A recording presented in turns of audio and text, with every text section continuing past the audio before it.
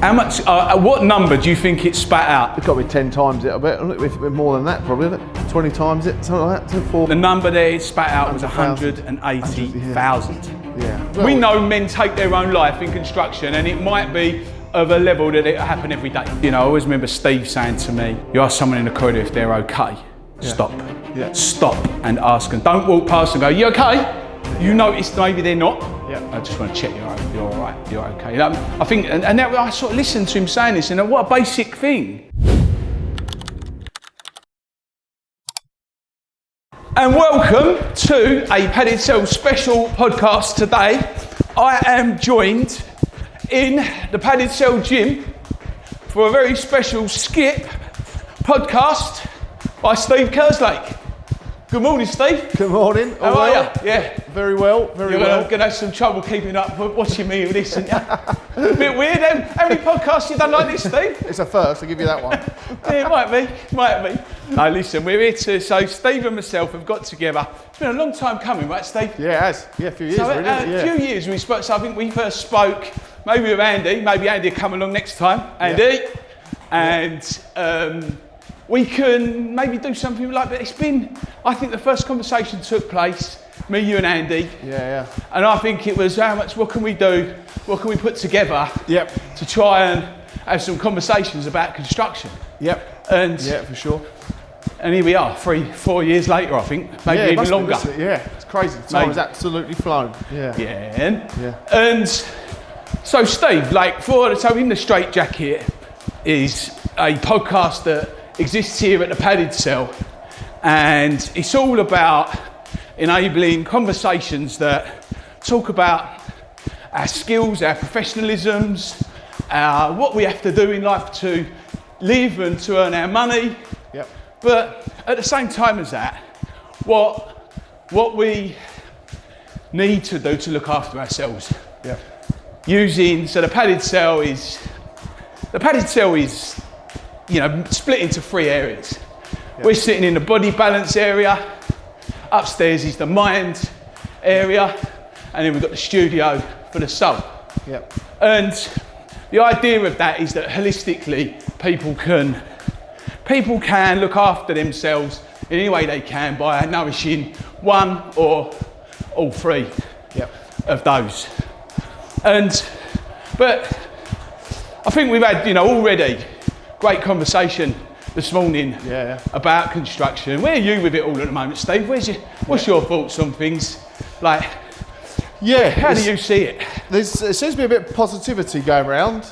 I'll give fair play. The last couple of weeks we've had our end, seeing it from the retentions, the retention money being banned and a few other things just coming to light. News, and we're getting a lot of people coming to us as the what next now, what's been quite cool. There's a lot of people, that awareness thing's been blown to pieces for the last 10 years. And a little bit at the top, tick boxing, what's gone on over the 10 years has happened. But now everyone are going, okay, what next? And we kind of sit in that bracket then of, we've created the what next really, because I think we're still... What do you think next? I just think people have got... All week doing it, and we keep saying, there's no one else out there who's bringing groups of people together consistently to address their mental health and well-being as a collective and create communities. And we've been doing it for 10 years. I'm like, why aren't people doing this? This is what's helping. We're delivering on it every time, and you can speak to anyone who's come along to anything we do, they'll love it, and it's such a laugh, and it helps, and it's like-minded communities that end up coming out of that. But the industry ultimately isn't ready to wake up and realise that, I don't think. Everyone is so set on the fact that the job has got to deliver, that they haven't created the time and space to have the downtime, and they won't. I honestly think, and we had a good chat about it earlier, yesterday, the industry is never going to slow down for anyone. There's too much demand from the top. In terms of from where the money comes from. There's so much demand up there that the industry isn't going to slow down. So we've got to find ways to create these opportunities, what enables the jobs to proceed at the same speed, but still gives people downtime, if that makes sense. I think it's interesting, isn't it? Because when you think back to 10 years ago, right? So you said 10 years ago was when construction and sports started. 10 years ago was definitely when I first heard of Mates in Mind and heard of things, mental health being certainly, you know, the British Safety Council, it was kind of them like sort of pushing to look, and the Construction Leadership Council, Steve Hales, and the team pushing to bring mental health into us to be aware of mental health in the construction industry. That was the first time that ever really, anything like that had really kind of been spoken about, isn't it? Yeah, for sure. Yeah, I remember when we set up 10 years ago when I first done it. First event we done, and then I started looking at Anglo because I didn't realise when we done the first walk we done that it was going to be mental health related. Really. I knew for myself it was good. But I hadn't looked across the industry. I didn't know of anyone across the industry who was doing anything. And then that's when I first thought it was anything. And at that same time, mates in mind obviously started popping up and saying what they were going to be doing. But there was nothing in mental health. That was, I think, the first conversations that she did start happening around it 10 years ago. The worrying thing is that we're now 10 years down the line with statistics still getting worse. So, but I think that's hugely because the industry is to blame. They've got to be accountable for it, but no systems have been put in place that are measurable. You know what I mean? And there's no other side. There's nothing else in the industry would ever be done if it isn't measurable. You know what I mean? So and that's a big. The only thing is, I know people talk about it all the time, but the only thing that's measurable is how many mental health first aid that's the only way people look at it. We've delivered this amount of mental health first aid training. Okay, brilliant. Now look at the statistics then. What's the outcome? More suicides. So that don't work. We need to stop. But it's the only thing that's easy for companies to go, just do that. And then... Were you sucked into it in your firm? Taking that... Have you got mental health first aiders in your firm? No. I don't believe in it. I don't like it. I don't want any association with it. I wouldn't have them on our panels. I wouldn't have them...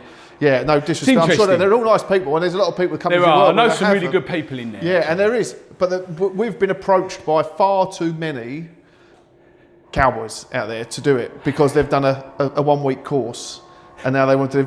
And you look at who they are and the people, you think it's not healthy, and it's unregulated, and ultimately there's nothing stopping anyone. I think that the industries looked at themselves, and for a short period of time, or for a period of time, looked at what have we got to do here. And from Australia overcomes this course. Mental health first aid. And I used to instruct it. Did you? I'd done my course, I learned how to instruct, I instructed the one for children. I had a big passion for mental health children because my daughter suffers from Crohn's disease. And she has stuff going on. And mental health for children was a big subject. So I went and learned it. So I went and then I used to instruct it for the college and the youngsters. It was putting a plaster on something that brought an awareness to society that was like no other. When you kind of bring an awareness, I did it. I was out there, mates in mind, like I'd suffered quite a bit with my own mental health all the way through my life. But at a point in time in 2010, and to the point where it was dark, very, very dark. Luckily, I'm still here. Well, I'm still meant to be here, but some people aren't and don't. And it's too much, and you can see how in the society we live in, and you can see how in our industry. There's an inability, I think, for the industry to recognise that there's something wrong in that regard. And I think 10 years has passed. I mean, it's 10 years since I helped launch Mates in Mind. And I was a mental health first aider for 4 years. And a mental health first aid instructor for that length of time as well. One of the things that was recognisable with every place that I went to, and colleges included, even workplaces included, one of the things that was most recognisable to me was no businesses had a plan as to what they were going to do after the end of this course to manage their to manage anything in their business. And as I started to kind of do more and more, started to get to this point where I was thinking, actually, this is not right. And then they went online because of COVID. And I stopped. Yes, it's fucking. But the amount of people you hear about it was sitting with a cup of tea and wine. I think it was with the best of intentions. Yeah. I don't think it was with. I think it was with the best of intentions, but it's ended up when it's been questioned because it became a commercial model. Yeah, we looked at it as well because we got offered things before, and so that, and you can tell it's been coming from the wrong place when it comes to us. Yeah. You can get a grant in place to deliver X amount of training. Yeah. And you can easily, and that money will be this amount. And the easiest way to get that money and to profit out of that money more would be to not go out and do it in person, do it online. So we can get loads and loads online, deliver it, and still claim we're doing that amount of training for that amount of people without much expenditure going out. Box ticking. And it was just Box like, hang on, so this is becoming a profit-making exit. And then I started doing a lot of homework on the MHFA really at the top of it. Yeah. They're fucking, so it's my language, it was floating on the stock market. I think it maybe still. It's the money was, and I was like, "Hang on, is this just one massive pyramid scheme?" And I think I answered this day. Well, there's not many people who are willing to speak out about it in a way. But I'm do you know what? As someone who's involved in it, right, who was involved in it, I speak from a perspective of this. Yeah. I absolutely hear you. Yeah. I look at it. I got to a point where I was actually, it's not anything against it, but I just was looking at it and going, how can we send workforce clusters to a person or to be responsible to say, if you're suffering with your mental health, you can go to her or him. Yeah. What about her or him? And not only about her or him, whoever her or him, if it's not a director's director. Yeah. Because that is just... And that person's job isn't a first aider, is it? That person's job, and oh, by the way, and do your job. Yeah, exactly that. They've got their whole. Do your fucking job. They've got their whole job there as well in a high-pressured industry that we know of, and then just sticking as if you're a traffic marshal or a fire marshal or whatever. And it's like, hang on a sec. So we've had people ring us up and say, yeah. And they didn't know, they treat them, call them patients. I was like, you can't call your people at work patients. I said, patients? Yeah. Fucking patients. Yeah. Like, I mean, come on. And this is the whole thing, like workplaces, culture. Yeah. Like, look, since 10 years ago, since we both both came into our industry, I estimated, and I used AI. Yeah. I used a bit of Office of National Statistics and other stats I've got myself as well. Yeah. Punched them all together. And asked for what it could give me as the most factual number that they believe to be, because we're not certain, but what we believe to be by way of sad, suicides in our industry. Yeah. And the number it spat out was 4,500, approximate. Yeah. So I've decided reasonably, probably like why I'm skipping today is while we're doing this, there's a counter there that's counting up my skips. Yeah. And I'm doing 4,500 for all those families and people that have been left behind. Yeah. And because I don't know this as well for a fact, but again, asking the right questions, maybe the right prompts. Look, just putting prompts together that can have some good info to the side of it. To go to AI, come on in, just give me your opinion.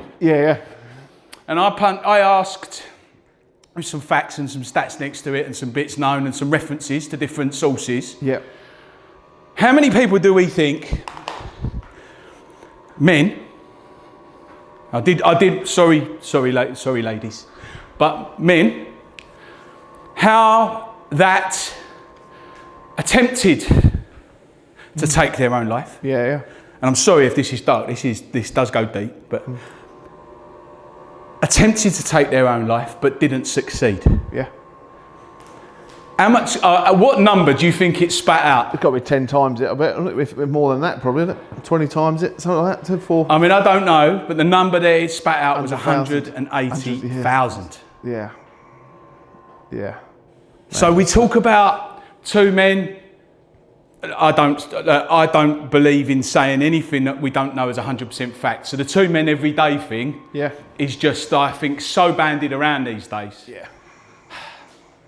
It's just traumatising to even to just say it. So it's just, we know men take their own life in construction, and it might be of a level that it happen every day. So the stress side of it as well, what you say is the stress is, from from a suicide perspective is significantly higher, but that same stress, what is leading people to make those decisions, is the same stress that's causing heart attacks and brain tumours and God knows what. Of course. How many deaths? You've got kind of the stress subject, and then you've got all the suicides to one side, but the amount of deaths that are happening because of that same stress, in other ways, shapes and forms, is completely unrecognised. You know what I mean? There's no one doing homework on how many heart attacks happen across construction, how many brain tumours are happening across our industry. No, because none of it is investigated, and none of it's being looked at. Because I subscribe to that the body. The body keeps the score. It's a very good book, that. Yeah. Have you read it? I haven't read it, but Tin and Dixon, I know, and a lot of people speak. I reference it a lot. If you do one thing off the back of today, from me to you, go and have a read of that. Yeah, I spoke to about 10 or 15 people to go and read it. I think I started listening to an audio book, and then having kids ain't got much time to read. And then I feel like I know the whole book inside out from the amount of people that told me all about it now. So it sounds brilliant. Yeah. But where I was going is, what we perceive in the world is driven by our conditioning. Yeah. And our conditioning comes from our parents, sometimes both of them, sometimes one of them, sometimes both of them, but separated. And there are many means and ways of that. Yeah. And we grow up in our younger years under their influence, under their direction from 0 to 4. Then we go to primary school and we mix in a social circle. We might have had play school, but we're now going into an education system. A curriculum driven by, you have to learn this, you have to learn that, you have to learn maths, you have to learn English, basic stuff. That leads on to your English will turn into Shakespeare, your maths will turn into algebra. We'll give you some geography about the world. We'll indoctrinate, we'll tell you what we want you to learn. For you to then grow up for adolescence, working out what you want to be. And when you know what you want to be, your education will enable you to go and excel in that, what you want to be. Whether it be a physical skill, whether it be a academic skill, and you're going to go to work. And you're going to work in a system. You're going to work it's what you do, and you can have as much as you like. You can go and get what you like from it. The game of life is, it's going wrong somewhere. For sure. It's going wrong somewhere because the eye is on a prize. I think driven by a conditioning that follows its way all the way through that time. By way of how we're brought up around money. Because it's just survival. It's just survival mode. We need it. We don't have money. You're on the street. You've got an house. You haven't got anything. But the drive for that becomes, I think, the evil. The drive for it, but the greed that comes with it becomes, unfortunately, the difficulty. For us all, for the industry, for everyone. And no one is, I don't think anyone in our industry is doing this on purpose. No. It's just what it is, isn't it? Ultimately. I think, I think there's a need for recognition that our industry actually recognises that there might be something wrong. Just even if you just went, all right, there might be. Not necessarily saying that there is, not necessarily that there isn't, just what are they talking about? And maybe see what it's like on the receiving end of go as client and go and park yourself in a subcontractor's office with no bias, no prejudice, no nothing in the last 2 months of your project that might have gone wrong. And go and see what is happening to them. We'll see what's happening with their account. See what's happening with their mental health. So look at them like you would one of your employees that are going to come and work in your office eventually for the building that you might be building. And treat them that are building your building like that. Because when that happens, then the client is invested not in this kind of segmented, divided process that their business drives and exists within. The value and the culture of their business is the value and the culture of their business, right from the top, right to the bottom, with everyone that builds it, with everyone that sits in their offices and everyone that works for it. Yeah. Very far-fetched, isn't it? Yeah, it's true though, isn't it? It's very far-fetched. Trying to understand it, isn't it?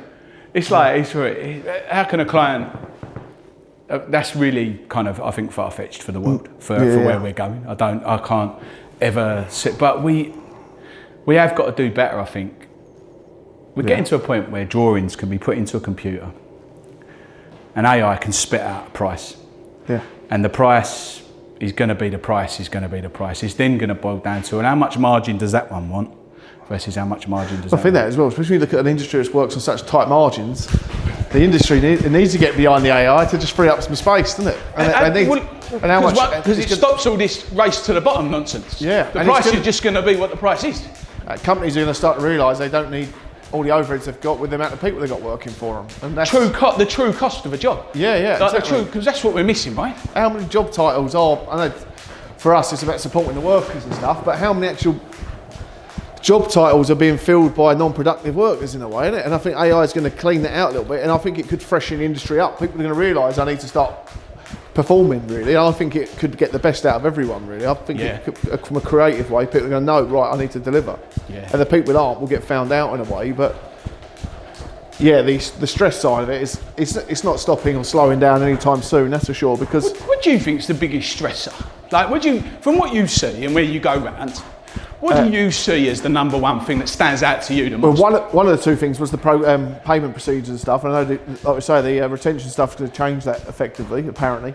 But program pressure is the biggest. Program pressure. Yeah.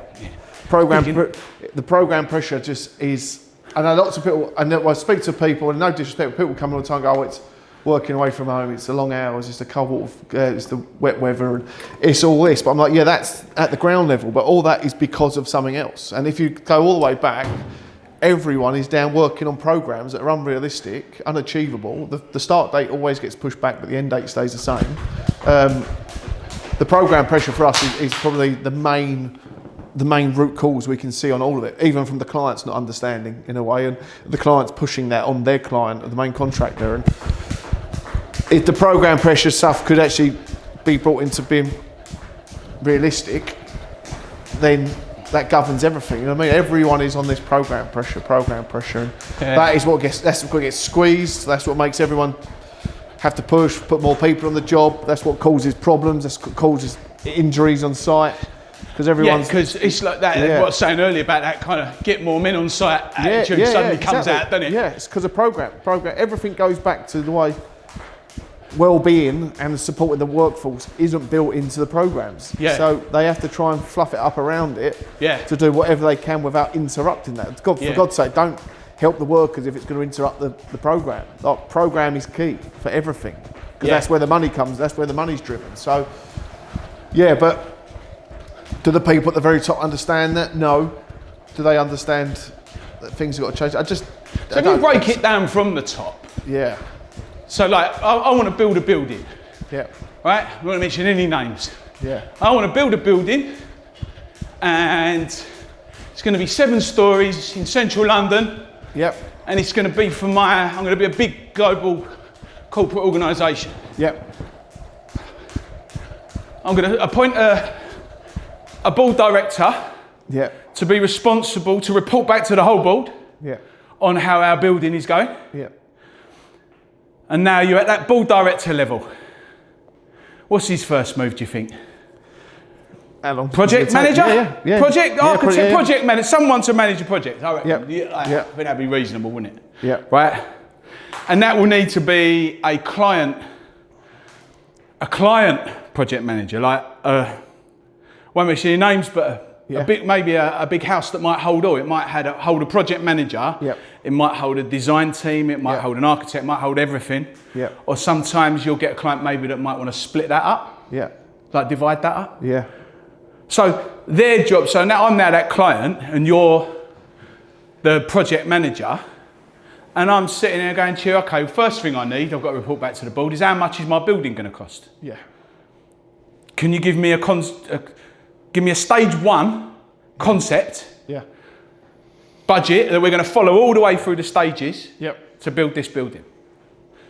And he reports 500 million. Yeah. With some basic drawings. Yeah. So then, I don't know, groundworks would, what would be, so next would be a team like of engineers. Yep. With that design team, and now main contractor, we've got to get a main contractor on board. Yep. So now they appoint that, and now we're in a process of so what I'm trying to say to you is, now the process is starting, they get their subcontractors, and that client's got responsibility to make sure this design team and project managers do a good job. Yeah. If this job isn't done well, and there's money cost cutting from here to there, that then ends up with a job going on, the program going wrong, because design changes are what are driving all the changes and the delay to the program. Yeah. But once upon a time, when we used to build properly, when we used to build to drawings that were done, and the technology that we've got today with 3D goggles and I've worked in it, scanning technology and all the things that exist. It stuns me that a client doesn't go and deal with that project management team, and that project management team is making sure that this all operates down the chain and supports it, not cuts it. I hear so many jobs go, BIM, cut it. Yeah. We'll go to 2D drawings. Yeah. Well, that's a bit to create your efficiency. If you really follow that, you can do all sorts with that if you want to. Yeah. But it's kind of that. I mean, do you use BIM? No, I've never used it. No, the companies we work with have. But again, I think it's that whole thing of construction companies are scared of technology a lot of the time, aren't they? And change. It's change, isn't it? Yeah. It's the biggest problem in our industry, I think. Yeah. And people say now, like, is AI going to take over? I'm like, hang on a second, most construction companies ain't even got a website. Yeah, no, so they're that far behind tech, and that, like, you really, how many things are done? Yeah. Even now, like, how much is done by hand when there's diggers and machines out there that are built to do it safely? Yeah. But people still do it the old-fashioned way because that's what they know. It's like you're just busting backs all the time. Why use this tech? Use the equipment out there. What a lot of engineers have built. So But people just they only deal with what they know. They're not willing to innovate their own mind. And no, that's right. And they don't want to risk that. And probably they might not have the support from their client on it either. Because I know that even now that the tech, I know that especially around the plant and machinery, a lot of that tech and that all comes into it is driven by the main contractors. So all this equipment that's going around plant and machinery to make it safer has to be backed by the main contractor because it comes at a price. Yeah. So and that is not normally a safety price as well. Yeah. But these companies wouldn't go out and put £500,000 worth of tech on a digger they've just paid for because they want to. They're doing it because the client is demanding it. So it all comes back to the client's got to demand it. You've got to use it, and then the companies have got to adapt to it. Yeah. But the client needs to enable that. Yeah. I think the drive is always coming from, the client has to move in the building then. The building has to be built in. Yeah. We're moving out of our building and into this building, and that has to be then. Yeah. But do those negotiations that go on at that board level in that organisation. Yeah. Yeah. Everything gets left late, doesn't it? I think it's probably like the infrastructure stuff, I suppose, where the money's coming from government and the state, really. That's where, like so HS2 and lower terms, they're the ones who are willing to play around. This programme, so like, we know Steve Hale, like a Tideway. Yeah, I don't know the guy, I know of him. Do you know? One of the best, I think, renowned as one of the safest, well-being driven jobs to exist in London in recent times, right? Yeah, it's huge success, wasn't it? And that's what I mean. Like, where's that? Is that being carried on, that legacy? Well, this is the thing. Like, I see the volume of that. It concerns me because I see the volume of that sometimes not being turned down. But I'm like, why ain't our industry shouting about this fucking thing? Yeah. Like, sorry, Tideway. It's not a fucking thing. This project. This success. Yeah. Why? Turnstiles that are the same for the workers as they are for the directors, and hierarchy being levelled up, and everyone matters. And there's got to be a reason to, isn't there? Why is it not being highlighted like that? There's something's gone on where they're thinking. Like Steve's. I mean, I know Steve quite well. Yeah. Lovely man. Yeah. Someone sits Steve sits massively close in my heart. Yeah.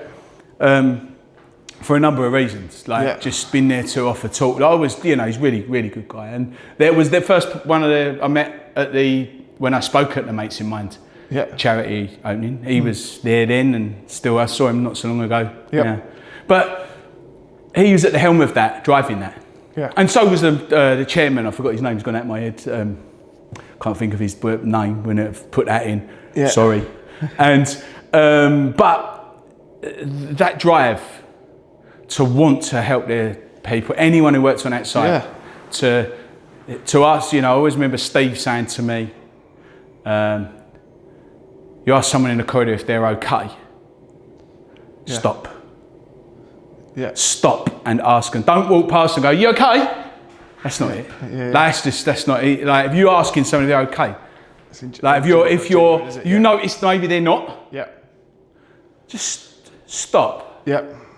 Like, I just want to check you're all right. You're okay. I think, and that, I sort of listened to him saying this, and what a basic thing. Yeah. But so many people are in the speed of life and in the speed of our site.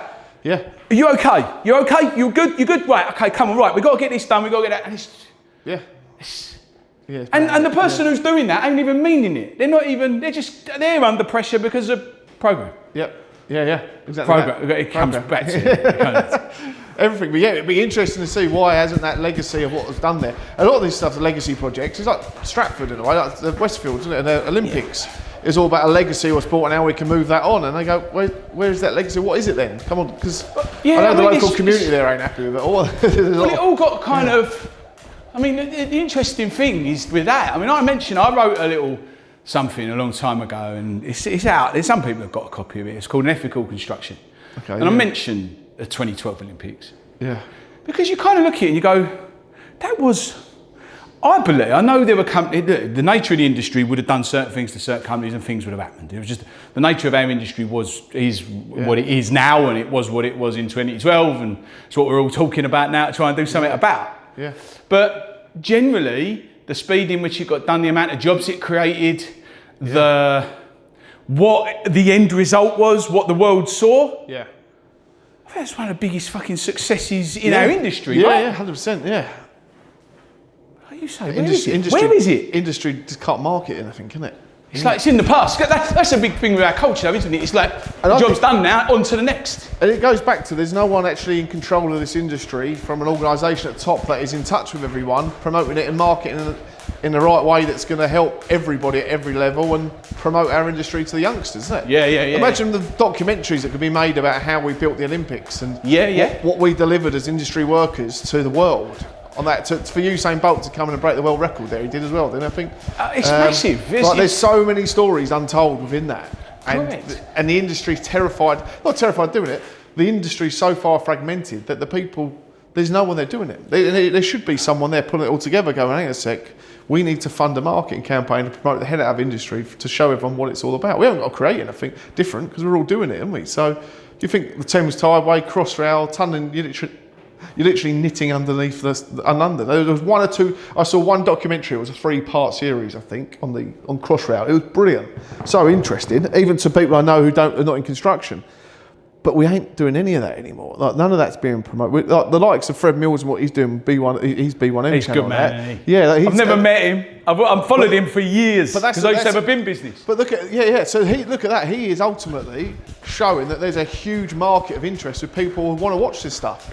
Not even just construction workers, you know what I mean? So there is. Good man. Yeah, really good man. Like what he's done for our industry and BIM and technology, fucking deserves. He's held something together that's important. We wouldn't be here without him because he's the fundraising he's done for us. It's been huge. Yeah. So he's raised over nearly $100,000, I think it is now. That's towards nice. Us. He created our podcast studio basically and helped us set up everything we want to do to get the word out. So and it's nice. That's good. That's what you want. That's it's just what I won't lie. Eventually, I'd like to get to a point where I feel that we might be able to attract that one day. Yeah, but at the moment we are. It takes a lot of work and a lot.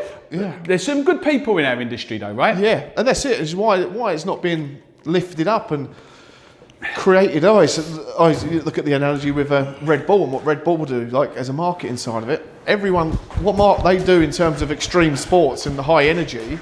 is unbelievable from a marketing perspective. No one likes a drink. Everyone disagrees with it. Yeah, some of us drink it and some of us who don't. Everyone knows how bad that drink is for you, but the campaign and what they do marketing looks amazing. We've got people jumping out of rockets and flying through the air on whatever kind of equipment they're on or any sport they're doing. It's so appealing, but there's no reason why we can't do it in construction. We've got people abseiling down Canary Wharf every day, cleaning windows and installing the mastic on some high-rise buildings, and we're flying drones over all these high-level projects. Like HS2 the other day. You can see HS2, the trail of HS2 from the space stations now. So on the Google Maps, you zoom out. Someone showed it to me the other day on TikTok, I think it was. Yeah, that's not the best thing, but if people show people why that line is there and educate people around it. Yeah. But at the moment, we just sit here and just get peppered with abuse all the time because we're sitting ducks. So Do you I just thought of when we were talking about Olympics, and of just by way of opportunity missed, but I don't know if it's totally missed. Is what it actually built and what it created and what it did, and the case study that sits around that. But then also the ongoing legacy of what it did for its connection to sport. It's like an industry needs to enhance its health.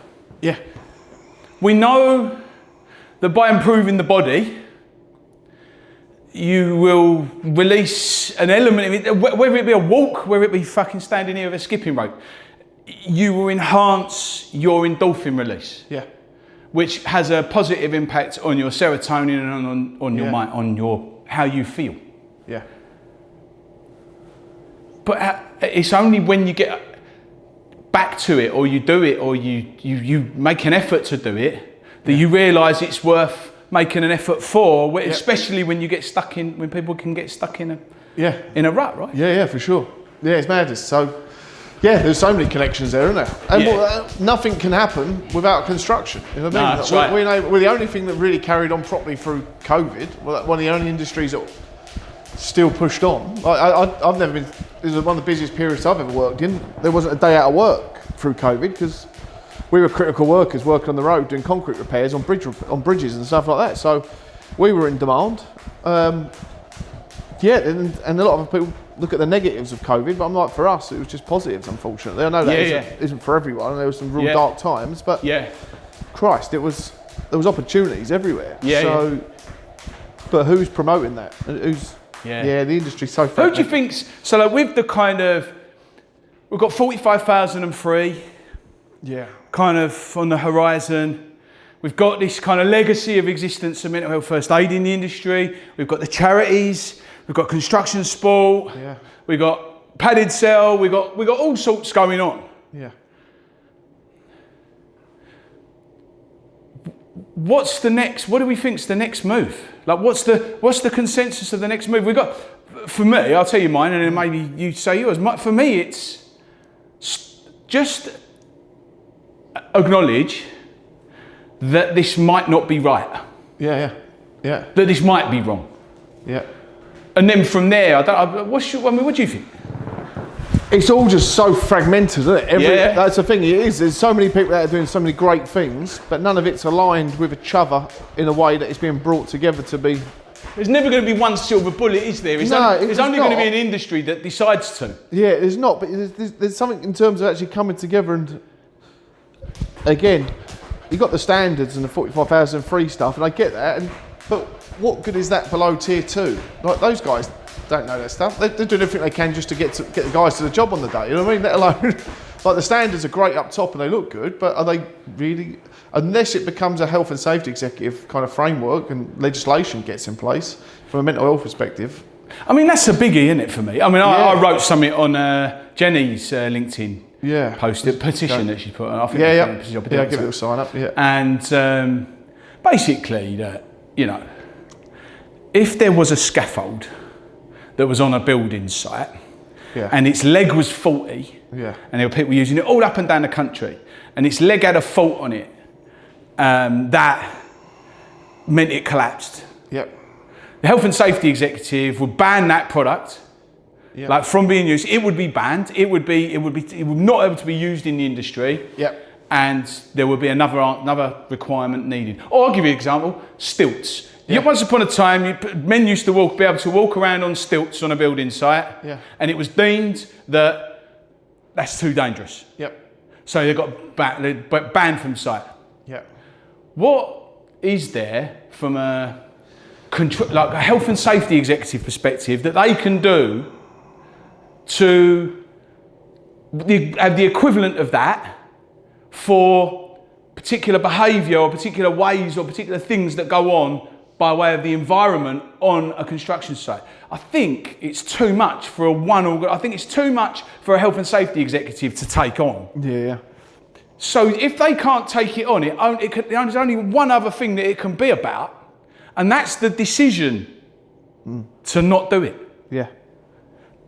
But that's kind of the heart, if you like, how business is, what business is in the today, doesn't conjoin to that. So it doesn't join up. It doesn't allow it.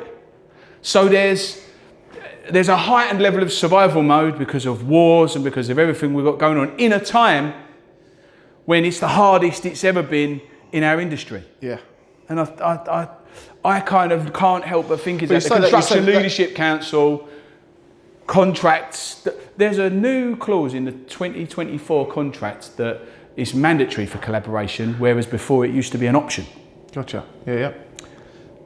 Be interesting to see how that. Yeah. Collaborate to be contractually collaborative. Gotcha. Yeah.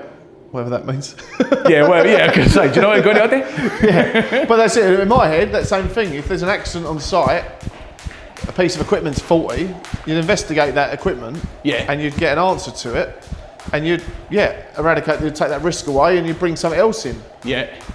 In terms of suicide, no one's investigating any of it. No. So the same people could be killing themselves for the same reason across the country every single day. Yeah. Like they say they are. And it could all be for the same reason, but we don't know because none of it's investigated. No. So, and it's not about investigating so that we can hold companies responsible and then put people in prison.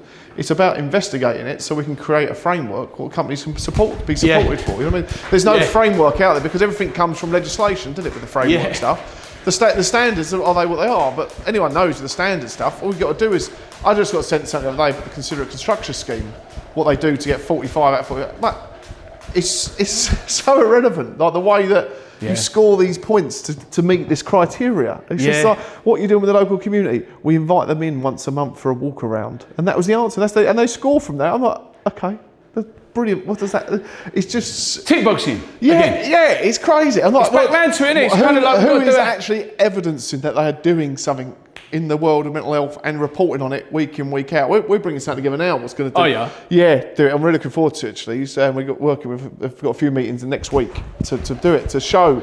Is it like an app sort of thing? Or what it's pretty much, there's an app side to it, but it's all about on-site reporting and engaging direct with the workforce, but evidencing it as well all the time.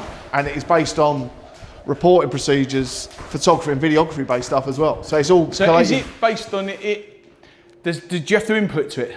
It'll be implemented. We're actually going to be pushing it out ourselves and managing it ourselves first. So we're going to work with companies to roll it out to learn from it. And then does it learn? And then we can literally work. So you report back in, and at the same time with the reporting procedure, it comes in photographic evidence, video form. We send out a video guide with it as well. So we ultimately done it the other week. We had a film we played at Everyman Cinema 2 weeks ago. Did you? I haven't seen it. Is there stuff out there about this? I haven't seen this. We held the event a few weeks ago. Have you talked about it? I haven't seen only briefly. We put a post up the other day. Yeah, the Construction Sport kind of 100 club members. We invited along to it. And it was a 4-day cycle last year. We put into a film for 1 hour and 15 minutes. And we hired Everyman Cinema. We had 50 people turn up to watch it. And the film showed the journey of all the cyclists and touched on the backgrounds, their work backgrounds, their personal backgrounds, and their stories. And it didn't even mean to be, the boys who videoed it just knew exactly, that they're awesome. But and then they just got the content throughout the whole ride and showed the emotions of people having good laughs, the tough times, and mixing it up with the realities of life and the stresses of the industry. Right. And at the end of it, it just summed up everything we're doing in 1 hour and 15 minutes, unbelievably. And it's come off the back of that. One of the main contractors in London has said to us, we want to create something like that on site. And so we're going back next week with a proposal to them saying that if you allow us to work with you for the next 6 months to a year, we can document all this and report it in that same form. So when you go and speak to your clients, from an ESG perspective mainly as well, as kind of the world it's forward in, you just play that, you bring your clients along to the cinema at the end of the year, show them what this job has delivered, and then when you want to look at legacies and what you've built, bang, it's there in front of you. From people on the ground talking, not just boardroom members going, oh, we've done this and we've done that. It's like, no, this is... And the amount of jobs I speak to now go, yeah, we've done this and we've done that. Like, it sounds great, but have you got anything to show? No, there's nothing to show. I'm like, the stories that can be told. It's all storytelling, isn't it? It's literally... Everything is, isn't it? Yeah, if you can you tell the stories. I spoke with a guy yesterday who's literally spent he calls it the first part of his life in prison in a very, very troubled world in Poland. Right.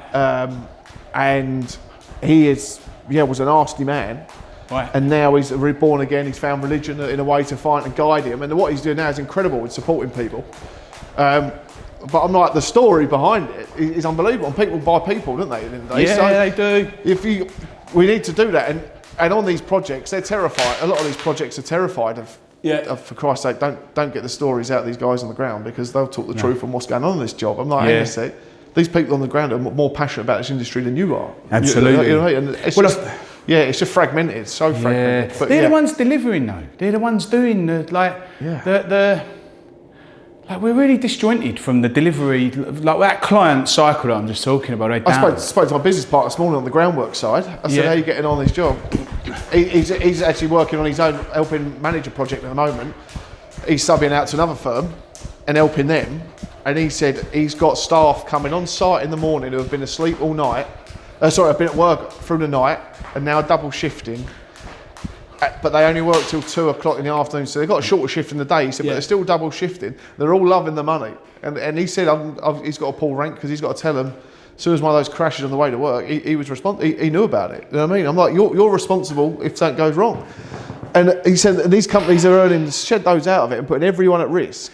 And I'm like, so this is really like, they don't care about the actual health of the person on the ground. Like the fact that he's going home at the weekend knackered and probably around with his missus all week because he's just absolutely exhausted. Yeah, he's earning good money. I said, but what's good money if you ain't got a good lifestyle? You know what I mean? So, I mean, I guess one of the questions I ask, like, I always try and put myself in the shoes of the other. I go, well, I would imagine some directors turning around and going, no, I know I should, and I know we shouldn't, and that shouldn't be happening. Yeah. But underneath, really, do they actually believe with the margins that they've got in these main contractors? Should we? Should we care? Yeah. Because there's always this argument of like, with the main contractors paying everyone out, and it's kind of turned into this. It's just the smoke and mirrors that can go on in the industry are just too much, aren't they? Yeah. It's so easy to see. I don't think I see that from my experience over the last 10 years, I suppose, walking through all the different doors of different enchilons in London. You go through one door and it opens your eyes to exactly why this is working at that level, and you're, oh God, yeah, that explains this. That explains that. That person's actually pally with that person.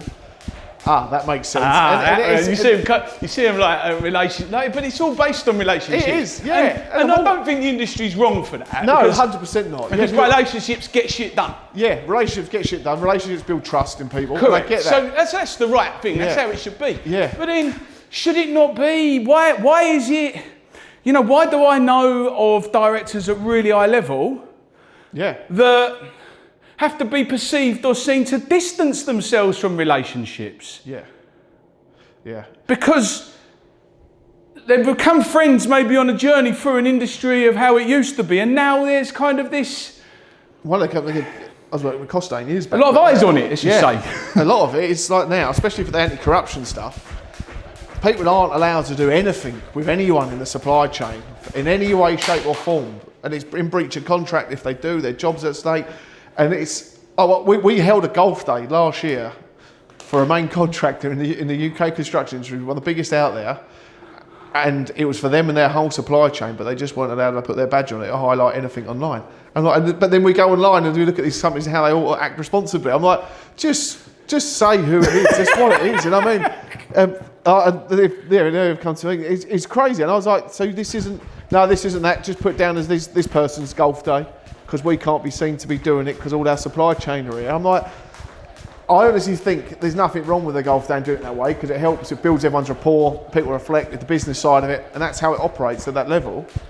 It's more for the board who think that their supply chain aren't going to be doing that. You know what I mean? And like, you can't have everyone on a leash controlling them in that way. It's just not human. You know what I mean? So I'm a client.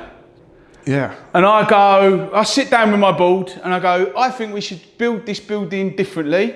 I think we should select the contractors that we want to work with. We should support them all. Main contractor will still report into us with the professional team as we still have it. Yeah.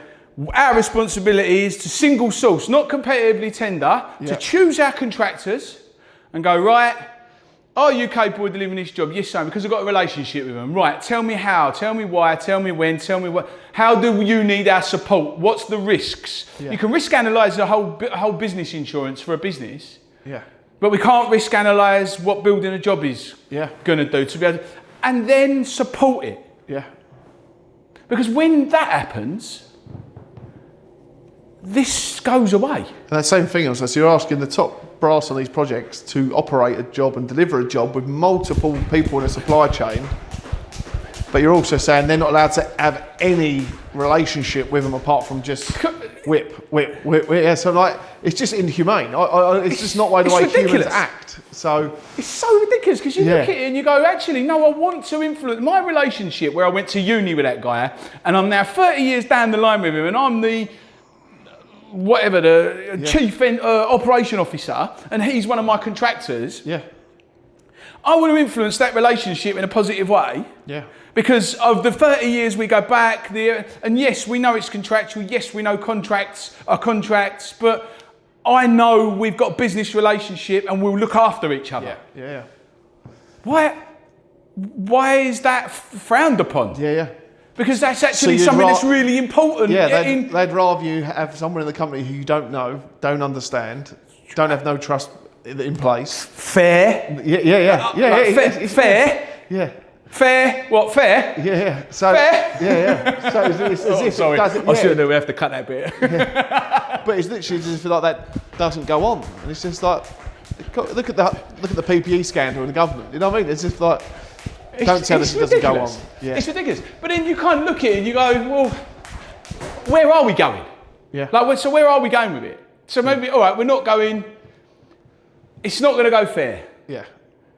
All right. Well, let's allow the relationship thing then. Yeah. Let's allow single source. So a client doesn't have to go out to tender. He can choose.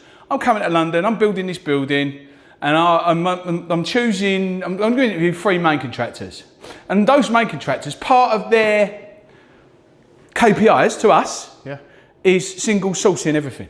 Yeah. Single sourcing every trade. No competitive tender. Yeah. What's the price? Yeah. Client knows he's paying more, or he's paying the right. No, he's not paying more. He's paying true cost. He's paying the true number. Yeah. The true cost of the job. Yeah. He's paying that true cost of the job. The job gets delivered. Yeah. Next one. When I built my house, that was how that happened. Yeah. He had everyone he used was single sourced. Yeah. Everyone he used was all of his, like my brother did a few bits and pieces, but everyone he used, but it was his job. Yeah. We create the race to the bottom in every echelon, every rung of the ladder. Yeah. Even the design and the professional team have to. It's competitive, isn't it? The client, we create this competitive race. Yeah. In the industry. Yeah. Madness. I think we're at a point where we've got a number of we've got to be careful. Yeah. Because our industry, actually, I don't know if you believe this, but I believe our industry is not attracting young talent now. No. The way that it used to. It's not, we're not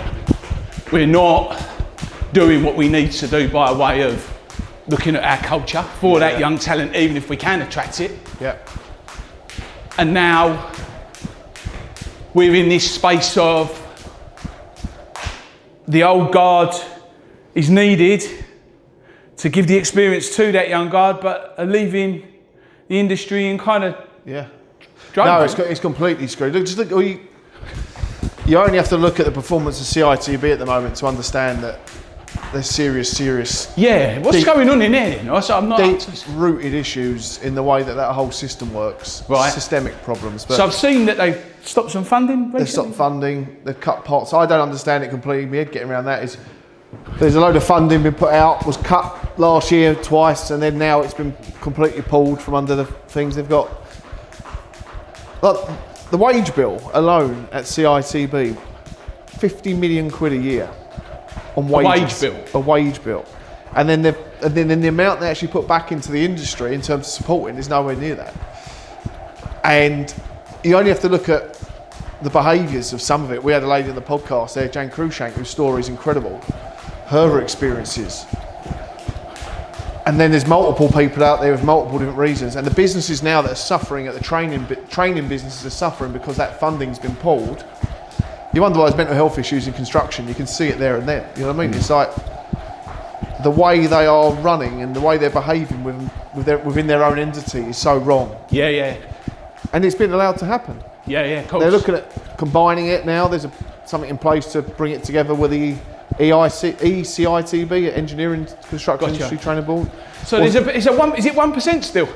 The levy? I don't know what the fee is on it. I think it is more. I think it's more. So every company, so is that on turnover of companies? It's on turnover. So the levy's on a turnover of a company, right? Yeah. That's it. So not profit. 50 million wages. Yeah. You know, you'd expect it to be fucking Rolls Royce, right? Well, I think so. Yeah. I don't know. Who would like to say that? I don't know. Maybe it might be tight for them. From my end as well, from the mental health side of it, they've not done anything there. They've given out grants. What's gone towards mental health first aid stuff. But again, nothing's measurable. But nothing's been done in terms of training the industry around mental health and well-being either. So I don't know. I don't believe in the model.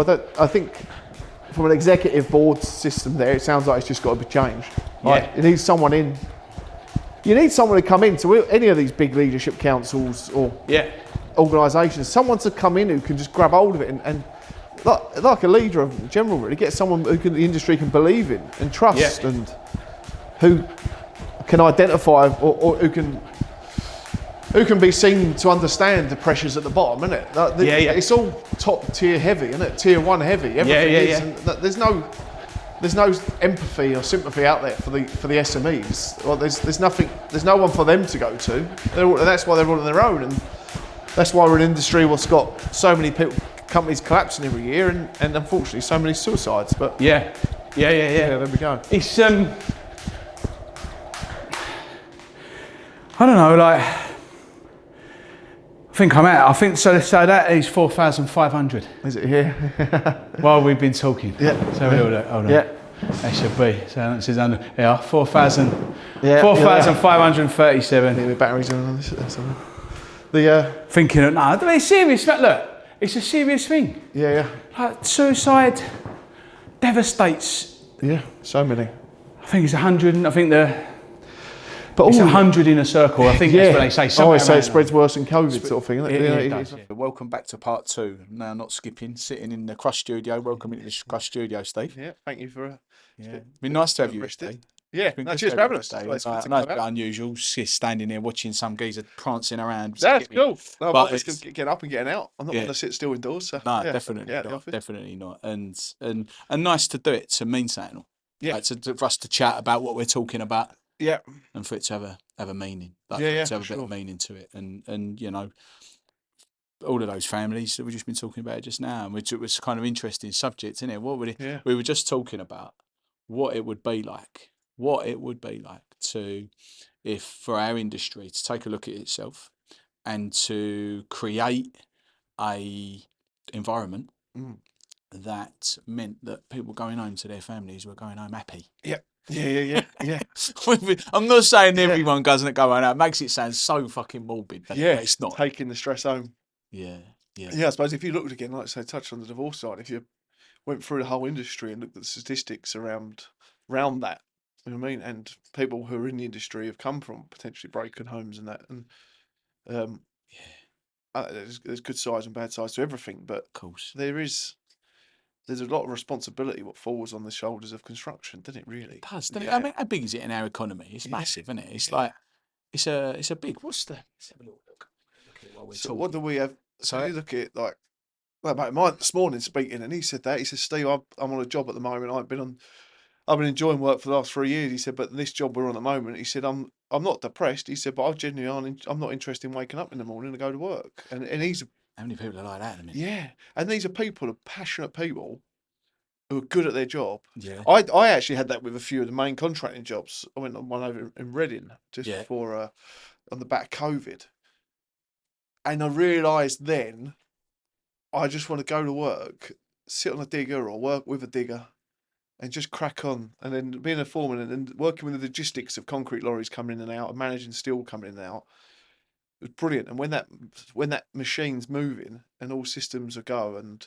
it's flowing, it's the best thing in the world. You know, and the operations are happening in front of you. Everyone's smiling, everyone's happy, everyone's productive, everyone's doing the same job they do most days, but everyone's happy because they can see progress and it wins.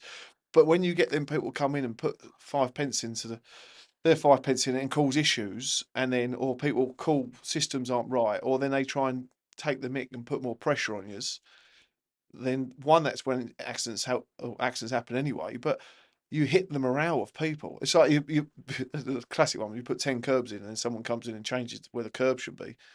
And but like, don't worry, you still get paid for it. It's like, it's not the point. It's my brother. I mean, I get. Oh, can you take that out? Yeah. Don't worry, you still get paid for it. Can I take it out? I'm not. No, it's not about when I'm getting paid for it. I'll just fucking put it in.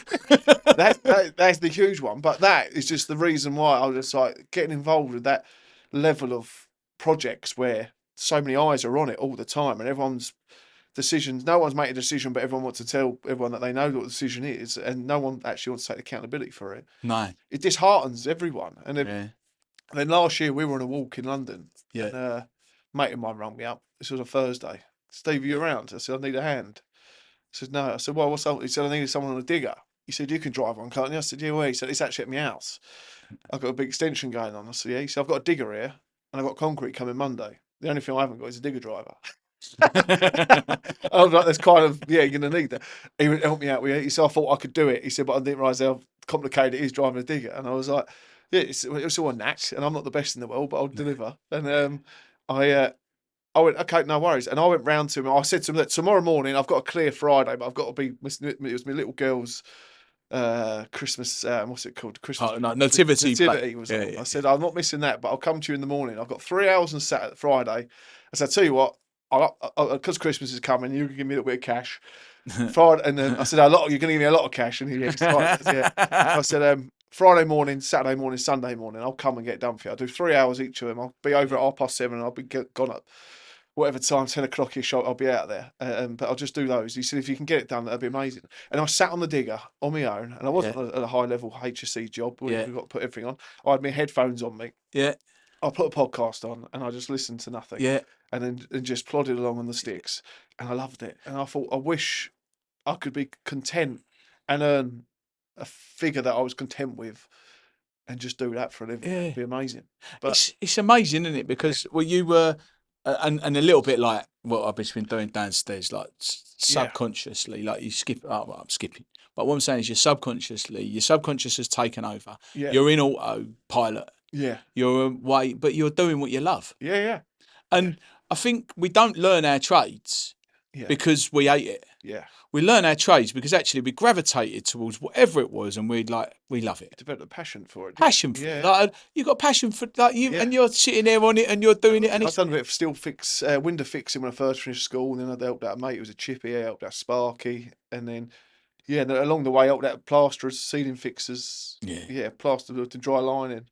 And I did, and then an opportunity came up. Just a job was said. There's a mate of mine left the job and just said, "There's a groundworks job there if you want it, the patios and driveways." And I said, "Go on then." And I jumped on that, and then I thought, "Oh, I like this. This is cool." So I went through. I had to go through like kiss a lot of frogs sort of thing, as they say. Cool. I did, but yeah. And then literally got that way, and then I got there, and then I was like, "Oh, this is awesome." You know what I mean? And then from then we dug everything out by hand, and it was proper. Yeah, and that's probably aches and pains that happen today. But you didn't mind, right? You enjoyed and you loved the team, and we enjoyed it. Where's that? I suppose that collaboration is not there, is it, in our industry? Like that is not there in You see it on the bigger jobs as well, and it would be. It's like you would just. It doesn't feel like it's there anyway. No, when you've got a small firm and you've got gangs of guys going around with each other, it's brilliant. And going out in the vans together is great. But some of the big stuff we were doing, where staff was being brought in and out on a daily basis, no gangs were formed and were with each other for more than a week. They're always splitting people up. And it's always moving gangs around. Put a different digger driver over there with that dumper and a different dumper with that digger, day in, day out, based on who would turn up, because there'd be so many people on the job that there's going to be a few no-shows every single day. So you were continuously playing chess with everybody. And because of that, it was so hard to get the camaraderie right at that level, because, the same people, everyone knew who the stressy machine driver was, and he had problems. And it would normally goes back to mental health problems in a way, or he's got stresses in life that everyone does, but deals it differently. And I used to probably get on better with those people than I did, really. When you look at digger drivers or someone big, don't work with him, Steve. He's got no patience for nothing. Don't sling anything for him or be around him when he's slewing around. And I'd get on really well with him because I could find a common ground with him. A few stresses in life. And then I'd be the only ones they work with in the end. And I did quite a few times have individual people like that. I used to like being given the people no one wanted to work with. Yeah, because you see that as like, you want to find that something special that exists inside of them that no one else is willing to look for. Yeah, I suppose I'd probably relate to it being the kid at school who couldn't concentrate and got myself in a bit of a pickle. Was you? Yeah. I never got suspended or expelled or anything. No. And now looking at it, Did you like school? No, I hated it. I didn't like it at all.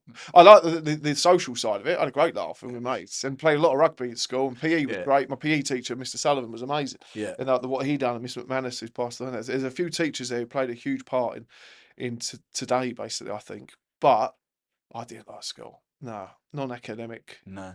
Yeah, I wasn't a fan of school whatsoever. No. And I actually look back at it now, I always thought to myself, I always got on with all the teachers. I was never a horrible kid or a bully or nasty to anyone. I handled myself and we threw each other around a little bit. But I always thought to myself, how comes I never got expelled or suspended, even though I was always getting myself in a bit of a pickle. But now looking at it, I was like, it's because I just couldn't concentrate in classrooms. And it always goes back to I couldn't, so I wanted to do something. And then that's where my pathway went. And now looking back in it, I do almost feel sorry for my old self and being like, you can see why I was always up talking and getting myself in mischief, because I don't operate in that way. And the school was trying to get me to. And I'm not very good at being, Mrs. would tell this as well, I'm not very good at being told what to do. So you're not conformist. You don't want to conform. And I won't lie. If I agree with it and I like it and I'm passionate and I can see the outcome, you're in. You're all in. And I'm more than happy at that. If I've got someone, and I think I've learned this through rugby, if I've got a good captain or a good leader within my rugby team, I love it. And I want to be led by someone I can believe in. You know what I mean? But I think the way the system worked, but it did work in that way because there's PE teachers I got on with, and now even to this day. And it's like going to any good project. If you go on a good project as a good leader there, it's a brilliant place to be. You're not there going, I must lead because I don't learn that way. I'm like, no, I can be led if the person leads me I believe in. I think that I think it's a massive leadership. I think is a massive thing. Like I can recognise points in time in my business when I was in business where I loved my people. I loved all of the guys who worked for me and I loved all of the staff that worked for me. But at the same time, my leadership was brought into question on a number of occasions, not because I'm a bad leader, but because my survival mode instincts were taken to a place in business that require we got to just get the stress that can exist sometimes. And I think that stress, I can recognise that stress as a first-hand something that happened. And I think we all have when we're at school. If we don't want to do something and we're kind of forced to sit and read someone, it's like you're in the classroom and someone says you read that Shakespeare and you've got no interest in Shakespeare. You've got to read it out in front of everybody. Well, it's just not, you don't want to do it and you don't feel like you want to do it and you don't feel like, and I think we create the equivalent of that in our industry and in what we are and what we're creating. Leadership is so important in construction because actually if there's a good leader right from the client's perspective, right at the client end, leading a project to where it should be, that actually we're following and guess what, we want to follow. Definitely. We want to buy into that. You can say it with construction and I suppose with government at the moment, but the industry hasn't got it, have they? Someone who recognises and understands every single level and has empathy, and it's the word, I think, with every level, and understanding, and isn't doing it because their best intentions are the company they own. You know what I mean? No, that's right. Because it's so everything's so much in survival mode. Right. Margins are so low, aren't they? Yeah, and I do think there should be a place where that we should have people governing construction where they are voted in by the industry to do that. You know what I mean? And that's not, and that I think is wrong. Yeah. There's so many though, right? I look at it now. I don't know about you, but I look at this and I just go, this for training, like CITB, Construction Leadership Council. We've got like sort of the ECS and the CSCS scheme governing HSE, ISO 45003, like all of these, and you kind of got, and then we got our main contractors, and we got our clients, and we got our responsible project managers, our big responsible PMs and architects and designers and all these people. We've got all this all these clever fucking people in our industry. And no one is willing to kind of go, all right, let's just all get out. What about let's just get our heads together and do some stuff, not for the good of earning money, not for the good of profit.